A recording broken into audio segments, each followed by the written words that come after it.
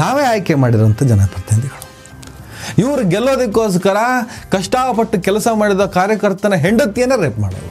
ನಮ್ಮ MLA ಅಂತ ಹೇಳ್ಬಿಟ್ಟು ಹಗಲು ರಾತ್ರಿ ಅವ್ರಿಗೆ ಕೆಲಸ ಮಾಡಿರ್ತೀವಿ, ಅವ್ರು ನಮ್ಮನೆಗೆ ಬಂದುಬಿಟ್ಟು ನಮ್ಮನೆ ಹೆಣ್ಮಕ್ಳಿಗೆ ಕೈ ಹಾಕ್ತಾರೆ. ದುಷ್ಟ ಶಾಸಕರು, ದುಷ್ಟ ರಾಜಕಾರಣಿಗಳು ಯಾರೇ ಇರಲಿ, ಯಾವುದೇ ಪಕ್ಷ ಇರಲಿ, ಅವರಿಗೆ ಚಪ್ಪಲಿ ಕಿತ್ಕೊಂಡು ಹೊಡಿಬೇಕು. ನಮ್ಮ ಲೀಡರ್ ಅವನ ವಿರುದ್ಧ ಸಂಚು ನಡೆದಿದೆ, ಇವರು ಕಾಂಗ್ರೆಸ್ನವರು, ಇವರು BJPಯವರು, ಇವರು ಇನ್ನೊಂದು ಅಂತ ಏನಾದ್ರು ಸ್ಟೇಟ್ಮೆಂಟ್ ಕೊಡೋನು ಯಾವನಾದ ಇದ್ದರೆ ನೀವೇ ನಿಮ್ಮ ಹೆಂಡತಿ ಮಕ್ಕಳನ್ನು ಅವನ ಹತ್ರ ಮಲಗಿಸಿ. ಯಾವುದನ್ನು ನಾವು ಸಹಿಸಬೇಕು, ಯಾವುದನ್ನು ನಾವು ಸಹಿಸಬಾರ್ದು ಅನ್ನುವಂಥ ಕ್ಲಾರಿಟಿ ಬೇಕಾಗ್ತದೆ. ಅವನಿಗೆ ಅವನ ಅಪಾಯಿಂಟ್ಮೆಂಟ್ ತಗೊಂಡು ಅವನ ಮುಂದೆ ಕೈ ಕಟ್ಟಿ ನಿಂತ್ಕೊಂಡು ತಲೆ ಬಗ್ಸ್ಕೊಂಡು ಹೀಗೆ ಯಾಕೆ ಬದುಕ್ತೀರಿ? ಏನು ಮೇಲಿಂದ ಹುಟ್ಟು ಬಂದ್ರ ಈ ರಾಜಕಾರಣಿಗಳು? ಇದನ್ನು ಎಲ್ಲಾದರೂ ನಿನ್ನ ಬಾಯಿ ಬಿಟ್ಟರೆ ನಿನ್ನನ್ನು ಮುಗಿಸುತ್ತೇವೆ, ನನಗೆ ಪ್ರಭಾವ ಇದೆ, ಇನ್ನೊಂದಿದೆ, ಏನಿದೆ, ಹೋಗಿ ಕೂತ್ಕೊಂಡಿದೆಯಲ್ಲ.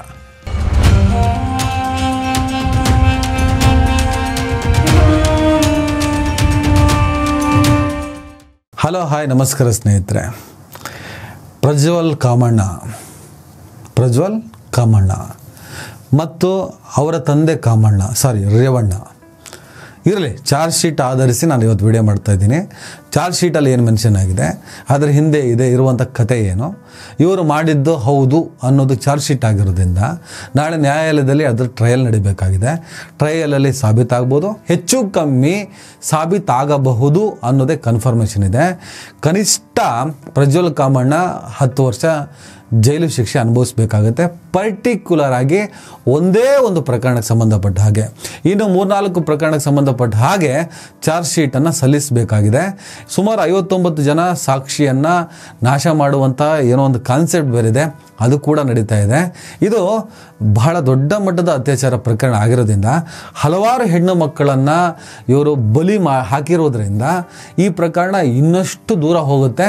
ಸದ್ಯಕ್ಕೆ ಈಗ ಒಂದು ಪ್ರಕರಣಕ್ಕೆ ಸಂಬಂಧಪಟ್ಟ ಹಾಗೆ, ಅದು ಹೊಳೆನರಸೀಪುರದಲ್ಲಿ ಇವರ ಮನೆಯ ಕೆಲಸದ ಜೊತೆಗೆ CMC ಹಾಸ್ಟೆಲ್ನಲ್ಲಿ ಕೆಲಸ ಮಾಡುತ್ತಿದ್ದಂಥ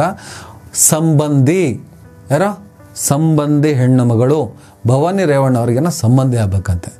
ಈಗ ಯಾವ ಕೇಸ್ನಲ್ಲಿ ಚಾರ್ಜ್ ಶೀಟ್ ಬಿದ್ದಿದೆಯೋ ಆ ಕೇಸಿನಲ್ಲಿ ಇರುವಂಥ ಸಂತ್ರಸ್ತೆ ಆ ಹೆಣ್ಣು ಮಗಳು ಇವರ ಸಂಬಂಧಿಯೇ. ಇವರ ಮೇಲೆ HD ರೇವಣ್ಣ ನನ್ನ ಮೇಲೆ ರಾಜಕೀಯ ಷಡ್ಯಂತ್ರ ಮಾಡಿದ್ದಾರೆ. ನನ್ನ ಮಗ ತಪ್ಪು ಮಾಡಿದರೆ ಗಲ್ಲಿಗೆ ಹಾಕಿ ನಾನು ಬೇಡ ಅಂತ ಅನ್ನಲ್ಲ. ನಾನು ಹೇಳೋದು ಇಷ್ಟೇ, ಒಂದು 2 ನಿಮಿಷ. ನಾನು ವಹಿಸ್ಕೊಳ್ಳೋಕೆ ಬಂದಿಲ್ಲ, ಇಲ್ಲಿ ಚರ್ಚೆ ಮಾಡೋಕ್ಕೆ ಬಂದಿಲ್ಲ. ನನ್ನ ಮೇಲೆ ಕಳೆದ 25 ವರ್ಷ ನಾನು ರಾಜಕೀಯ ಶಾಸಕನಾಗಿ ಕೆಲಸ ಮಾಡಿದ್ದೀನಿ, 40 ವರ್ಷ ರಾಜಕೀಯ ಜೀವನದಲ್ಲಿದ್ದೀನಿ. ಮೊನ್ನೆ ಸಭಾಧ್ಯಕ್ಷರೇ, ನನ್ನ ಮೇಲೆ ಯಾರೋ ಹೆಣ್ಮಗುರು ಕರ್ಕೊಂಬಂದು DG ಆಫೀಸ್ನಲ್ಲಿ DG ಬರೆಸ್ಕೊತಾನೆ ಕಂಪ್ಲೇಂಟ್ ಅಂದರೆ ಅವ್ನು DG ಆಗಕ್ಕೆ ನಾಲಾಯಕೇನ್ರಿ? ಅನ್ಫಿಟ್ DG ರಾಜಕೀಯ ಷಡ್ಯಂತ್ರ ಹೇಗೆ ಮಾಡಿದ್ರು? ನಿಮ್ಮ ಒಳಗಡೆ ಕೆಟ್ಟ ಗಂಡಸುತನವನ್ನು ತುಂಬಿ ನಿಮ್ಮ ನರಕ್ಕೆ ಇಂಜೆಕ್ಷನ್ ಕೊಟ್ಟು ನಿಮ್ಮ ಎಬ್ಬಿಸಿ ಈ ಥರ ಮಾತಾಡಬೇಕಾಗಿದೆ ಸ್ನೇಹಿತರೆ. ಇವರೊಳಗಡೆ ಕಾಮವನ್ನು ತುಂಬಿ ಕಂಡು ಹೆಣ್ಣು ಮಕ್ಕಳಿಗೆ ಮೈಸವರು ಇನ್ನೊಂದು ಸವರು ರೇಪ್ ಮಾಡು ಅಂತ ಹೇಳ್ಬಿಟ್ಟು ಏನು ರಾಜಕೀಯವಾಗಿ ಷಡ್ಯಂತ್ರ ಮಾಡಿದ್ರಾ? ಕಾಂಗ್ರೆಸ್ BJPನೋ ಇವ್ರ ವಿರೋಧಿಗಳು ಯಾರಿದ್ದಾರೆ ಅವರೆಲ್ಲರೂ ನೀನು ಮಾಡು, ಹೆಣ್ಣು ಮಕ್ಕಳನ್ನ ಲೈಂಗಿಕ ದೌರ್ಜನ್ಯ ಮಾಡು, ಶೋಷಣೆ ಮಾಡು ಅಂತ ಹೇಳ್ಬಿಟ್ಟು ಏನಾದರೂ ಪುಷ್ಟಿ ಕೊಟ್ರಾ? ಇದಾ ರಾಜಕೀಯ ಷಡ್ಯಂತ್ರ?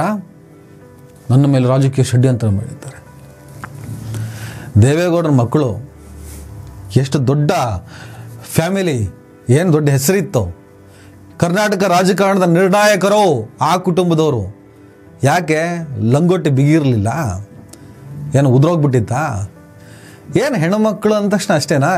ದೌಲತ್ತು, ದರ್ಪ, ಹಣ ಇದೆ, ಅಧಿಕಾರ ಇದೆ, ಇಷ್ಟ ಬಂದಂಗೆ ಮಾಡ್ಬೋದು ಅಂಥ ತೆವಲು ಚಟಗಳಿದ್ರೆ ಅದಕ್ಕೆ ಆದಂಥ ಜಾಗಗಳಿರ್ತವೆ.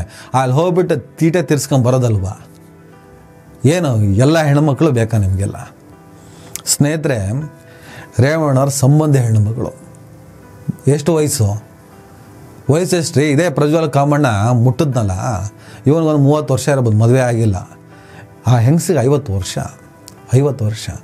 ಬರೀ ಆಕೆಗೆ ಮಾತ್ರ ಅಲ್ಲ, ಅವ್ರಿಗೊಬ್ಬಳು ಮಗಳಿದ್ಲು, ಆಕೆಗೆ ಹೆಚ್ಚು ಕಮ್ಮಿ 28-30 ವರ್ಷ. ನೀನು ಬೇಕು, ನಿನ್ನ ಮಗಳು ಬೇಕು ಅಂಥೇಳಿ ಫೋನ್ ಮಾಡೋನಂತೆ.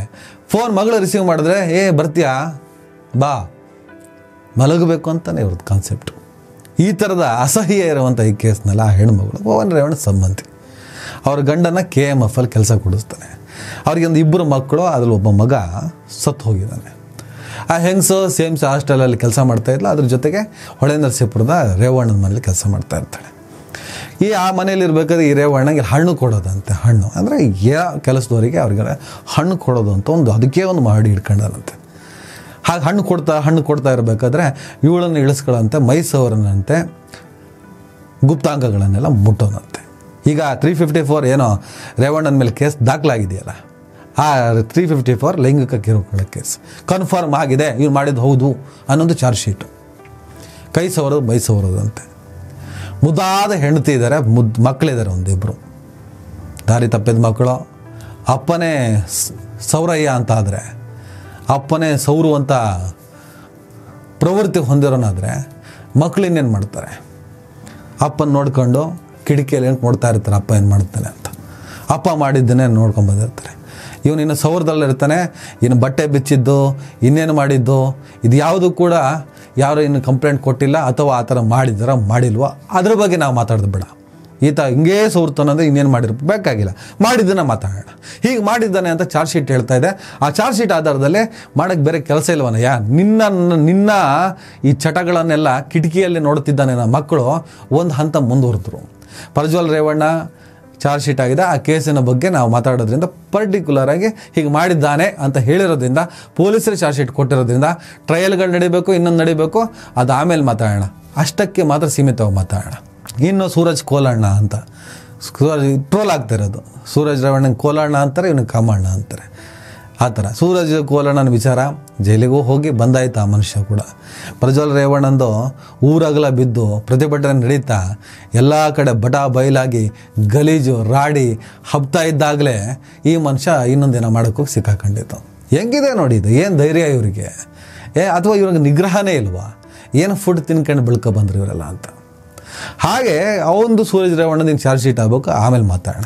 ಬಸವನಗುಡಿಯಲ್ಲಿ ಏನೋ ಮನೆ ಕೆಲಸ ಇರುತ್ತಂತೆ, ಅಲ್ಲಿಗೆ ನಾವು ಕರೆಸ್ಕೊಂಡಾಗ ಭಾಳ ತಪ್ಸ್ಕೊಂಡು ಹೋಗ್ತಾ ಇದೆಯಾ, ಏನು ಕತೆ ನಿಂದು ಅಂತ ಹೇಳಿಬಿಟ್ಟು ಬಲವಂತವಾಗಿ ಬಟ್ಟೆ ಬಿಚ್ಚಿ ಅತ್ಯಾಚಾರನೇ ಮಾಡಿಬಿಡ್ತಾನಂತೆ. ಇಟ್ಸ್ ಕನ್ಫರ್ಮ್ ಚಾರ್ಜ್ ಶೀಟಲ್ಲಿರೋದು, ರೇಪ ಮಾಡಿಬಿಡ್ತಾನಂತೆ. ಅದಾದಮೇಲೆ ಈ ಥರನೇ ಒಂದು ಮುಂದುವರಿತಾ ಇರುತ್ತೆ. ಆಮೇಲೆ ಇದನ್ನೆಲ್ಲ ಧಿಕ್ಕರಿಸಿ ನಿಂತಾಗ ಏನಿದು ಈ ಥರ ಸರಿ ಇಲ್ವಲ್ಲ, ತಾಯಿ ವಯಸ್ಸಿನ ಹೆಂಗಸಿನ ಜೊತೆ ಇವನೇನು ಈ ಥರ ರೇಪ್ ಮಾಡ್ತಾನೆ, ಅಪ್ಪ ನೋಡಿದ್ರೆ ಆ ಥರ, ಅವನು ಸೌರಯ್ಯ, ಇವನು ನೋಡಿದ್ರೆ ನನ್ನ ಕೆಡವಿ ರೇಪೇ ಮಾಡ್ತಾ ಇದ್ದಾನೆ, ಏನು ಕತೆ ಇದೆ ಅಂತ ಹೇಳ್ಬಿಟ್ಟು ಅದನ್ನು ಧಿಕ್ಕರಿಸಿ ನಿಂತಾಗ ಇವ್ರಿಗೊಂದು ಆಶ್ರಯ ಮನೆ ಅಂತ ಇರುತ್ತೆ. ಇವ್ರೇನು ಇಷ್ಟೆಲ್ಲ ಮಾಡಿ ಸಂಬಂಧಿ ಅಂತ ಹೇಳ್ಬಿಟ್ಟು ಏನು ಮನೆಗೇನೆ ಕಟ್ಸ್ಕೊಟ್ಟಿಲ್ಲ ಇವರು. ಆಶ್ರಯ ಮನೆ, ಸರ್ಕಾರದಿಂದ ಬಂದಂಥ ಆಶ್ರಯ ಮನೇಲಿ ವಾಸ ಇರ್ತಾರೆ ಬಡವರು ಪಾಪ. ಲಾಸ್ಟಿಗೆ ಆಶ್ರಯ ಮನೆಯೇ ನೀವು ಸಿಗಬಾರ್ದು ಅಂತೇಳಿ ಅಲ್ಲಿಂದ ಹೊರಗೆ ಆಗ್ತಾರಂತೆ. ಮಳೆ ಬರ್ತಾ ಇರುತ್ತಂತೆ, ಸಿಕ್ಕಾಪಟ್ಟೆ ಮಳೆಯಲ್ಲಿ ಬಿದ್ದು ನರಳುತ್ತಾರಂಥವ್ರು. ಹಾಗೆ ಒದ್ದು ಹೊರಗೆ ಹಾಕ್ತಾರಂತೆ. ಯಾಕೆ ಒದ್ದು ಹೊರಗೆ ಹಾಕಿದ್ದು? ನಿಮ್ಮ ಕಾಮದ ಆಟಗಳಿದಾವಲ್ಲ, ನಿಮ್ಮ ಲೈಂಗಿಕ ದೌರ್ಜನ್ಯ ಇದೆಯಲ್ಲ, ನೀವು ಮಾಡ್ತಿರೋ ರೇಪ್ ಇದೆಯಲ್ಲ, ಇದಕ್ಕೆ ನನ್ನ ಒಪ್ಪಿಗೆ ಇಲ್ಲ, ಇದು ತಪ್ಪು, ಇದು ಸರಿಯಲ್ಲ, ನಮ್ಮನ್ನು ಅತ್ಯಾಚಾರ ಮಾಡಬೇಡಿ ಅಂತ ನಿಮ್ಮನ್ನು ಪ್ರತಿಭಟಿಸಿದ್ದಕ್ಕೆ ಮನೆಯಿಂದ ಹೊರಗೆ ಹಾಕ್ತೀರಾ, ಚಿತ್ರಹಿಂಸೆ ಕೊಡ್ತೀರಾ. ಸ್ನೇಹಿತರೆ, ಜನಪ್ರತಿನಿಧಿಗಳು ಜನರನ್ನು ಆಳುವವರು, ಜನರ ಸಂಕಷ್ಟಗಳಿಗೆ ನೆರವಾಗುವವರು, ನಮ್ಮ MLA, ನಮ್ಮ MP, ನಮ್ಮ ಮಿನಿಸ್ಟ್ರು, ನಮ್ಮ ಮುಖ್ಯಮಂತ್ರಿ ಜನಪ್ರತಿನಿಧಿಗಳು ಅಂತ ಹೇಳ್ತೀವಿ. ಇವ್ರನ್ನ ನಾವೇ ಆಯ್ಕೆ ಮಾಡಿರೋಂಥ ಜನಪ್ರತಿನಿಧಿಗಳು. ಇವರು ಗೆಲ್ಲೋದಕ್ಕೋಸ್ಕರ ಕಷ್ಟಪಟ್ಟು ಕೆಲಸ ಮಾಡಿದ ಕಾರ್ಯಕರ್ತನ ಹೆಂಡತಿಯನ್ನೇ ರೇಪ್ ಮಾಡೋದು, ಅವರನ್ನು ಲೈಂಗಿಕವಾಗಿ ಬಳಸ್ಕೊಳ್ಳೋದು. ಆ ಥರದ 2-3 ಪ್ರಕರಣಗಳಿದ್ದಾವೆ. ಅದು ಇನ್ನು ಚಾರ್ಜ್ ಶೀಟ್ ಸಲ್ಲಿಕೆ ಆಗಬೇಕಾಗಿದೆ. ಇವರಿಂದ ಇನ್ನೇನು ನಿರೀಕ್ಷೆ ಮಾಡೋದಕ್ಕೆ ಸಾಧ್ಯ? ನಮ್ಮ ಕ್ಷೇತ್ರದ MLA ಅಂತ ಮನೆಯೊಳಗೆ ಬಿಡ್ಕೊಂಡ್ರೆ ಮನೆಯಲ್ಲಿರೋ ಹೆಂಗಸರ ಮೇಲೆ ಕಣ್ಣಾಕ್ತಾರೆ. ನಮ್ಮ ಹೆಂಡತಿ, ನಮ್ಮ ಮಕ್ಕಳು, ಅದು ಹೆಣ್ಣು ಮಕ್ಕಳಿದ್ರೆ ತಲೆ ಮೇಲೆ ಇಟ್ಟು ನಾವು ಅವ್ರನ್ನ ಪೂಜಿಸ್ತೀವಿ, ಆರಾಧಿಸ್ತೀವಿ, ಕಾಪಾಡುತ್ತೀವಿ. ನಮ್ಮ MLA ಅಂತ ಹೇಳ್ಬಿಟ್ಟು ಹಗಲು ರಾತ್ರಿ ಅವ್ರಿಗೆ ಕೆಲಸ ಮಾಡಿರ್ತೀವಿ, ಅವ್ರು ನಮ್ಮನೆಗೆ ಬಂದುಬಿಟ್ಟು ನಮ್ಮನೆ ಹೆಣ್ಣುಮಕ್ಳಿಗೆ ಕೈ ಹಾಕ್ತಾರೆ. ಇಂಥ ಒಂದು ದುಷ್ಟರ ಗ್ಯಾಂಗು, ದುಷ್ಟ ಶಾಸಕರು, ದುಷ್ಟ ರಾಜಕಾರಣಿಗಳು ಯಾರೇ ಇರಲಿ, ಯಾವುದೇ ಪಕ್ಷ ಇರಲಿ, ಅವರಿಗೆ ಚಪ್ಪಲಿ ಕಿತ್ಕೊಂಡು ಹೊಡಿಬೇಕು. ನಾನು ಹೇಳ್ತೇನೆ, ಹೊಡಿಬೇಕು. ಏನು ರಾಜಕೀಯ ಮಾಡ್ತಾರೆ? ಇದೇನಾ ರಾಜಕಾರಣ ಇರೋದು? ಇದೇನಾ ರಾಜಕಾರಣ? ದುಡ್ಡಿದ್ರೆ, ಅಧಿಕಾರ ಇದ್ದರೆ, ದೌಲತ್ತಿದ್ದರೆ ಏನು ಬೇಕಾದ್ರೆ ಮಾಡ್ಬೋದಾ?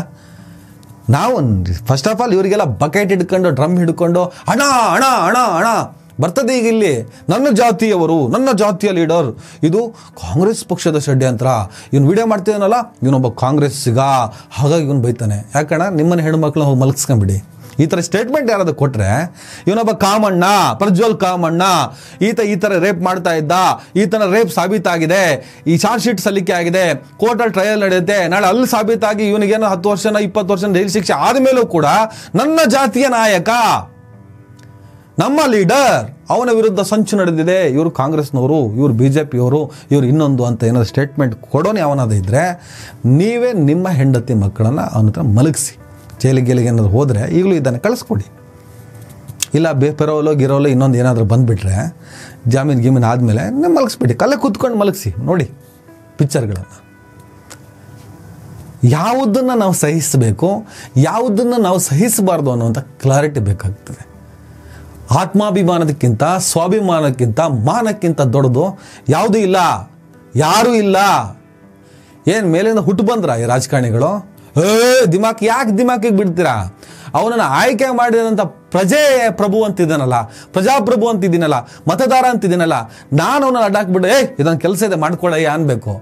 ಅವನಿಗೆ ಅವನ ಅಪಾಯಿಂಟ್ಮೆಂಟ್ ತಗೊಂಡು ಅವನ ಮುಂದೆ ಕೈ ಕಟ್ಟಿ ನಿಂತ್ಕೊಂಡು ತಲೆ ಬಗ್ಸ್ಕೊಂಡು ಹೀಗೆ ಯಾಕೆ ಬದುಕ್ತೀರಿ? ನಾವು ಜಪ್ಪಯ್ಯ ಅಂದ್ರೆ ಹಾಗೆ ಬದುಕೋಕೆ ಹೋಗೋದೇ ಇಲ್ಲ ರೀ.